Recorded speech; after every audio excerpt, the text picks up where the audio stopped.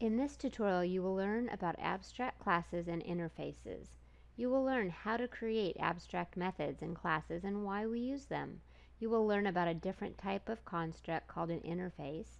You will learn interfaces are a way of forcing developers to adhere to the rules of the business.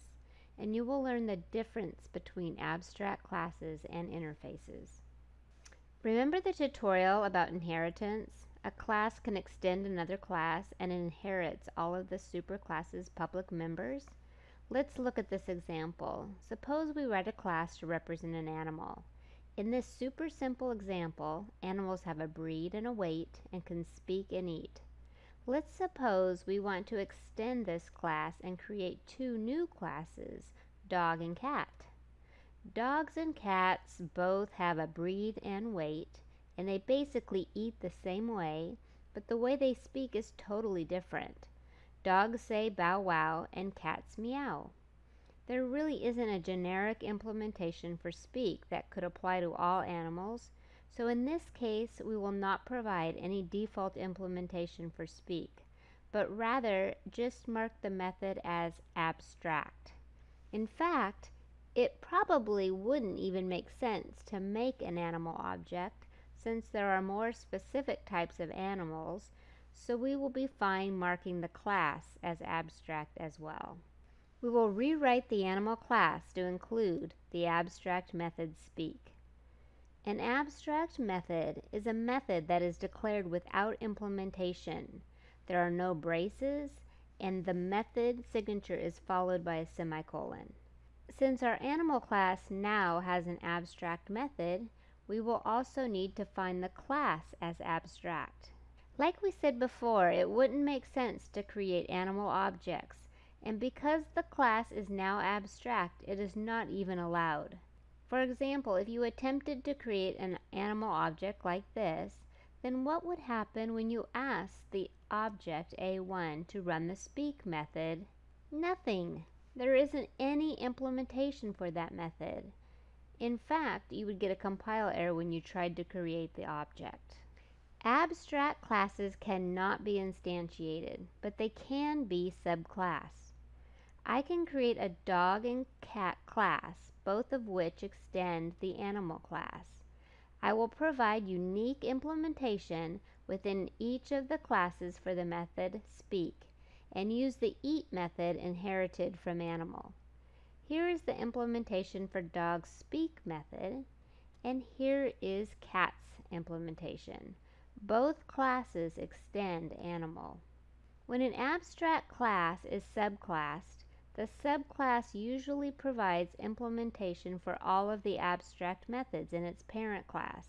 However, if it does not, then the subclass must be also declared abstract. This is a powerful programming technique we will learn more about in Chapter 7, but for now, just remember there are cases when we want to create classes with some methods defined and some methods abstract. These abstract classes can only be extended, they cannot be instantiated.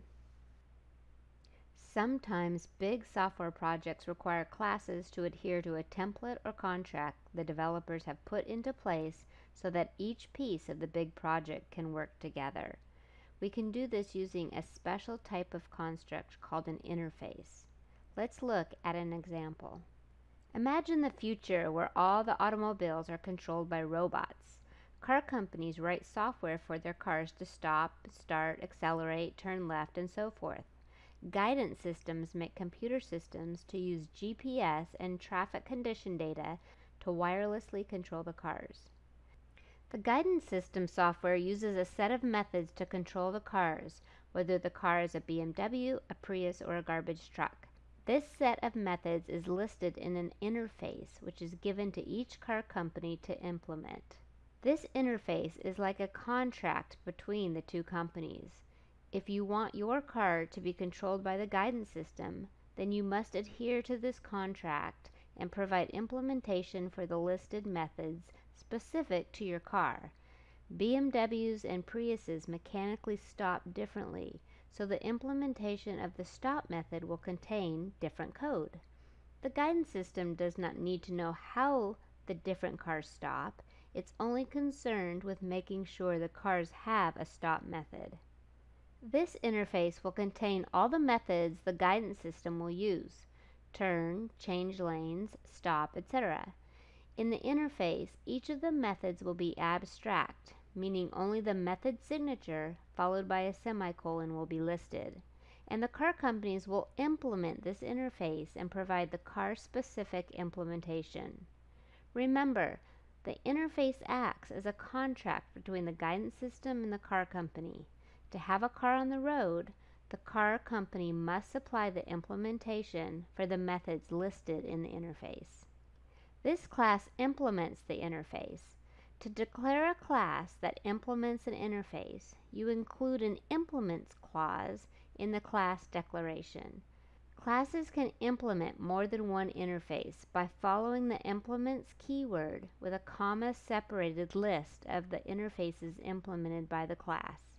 By convention, the implements clause follows the extends clause if there is one. Note that all the methods in the interface are implicitly abstract, so it is not necessary to use the abstract modifier when defining the method signature. Interfaces are also used to store constants used throughout a software product. Suppose you're writing a school support software system like Aries.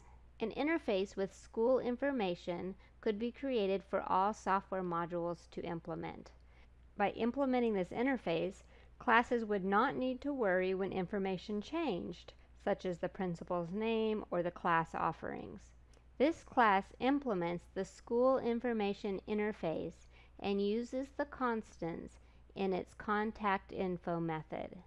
Remember, interfaces are similar to abstract classes in that you cannot instantiate them. We extend abstract classes and we implement interfaces. Abstract classes contain both abstract and non-abstract methods, static and non-static variables. Interfaces contain only static final variables, which are constants, and abstract methods. In this tutorial, you learned how to create abstract methods and classes and why we use them. You learned about a different type of construct called an interface. And you learned interfaces are a way of forcing developers to adhere to the rules of the business. You learned the difference between abstract classes and interfaces.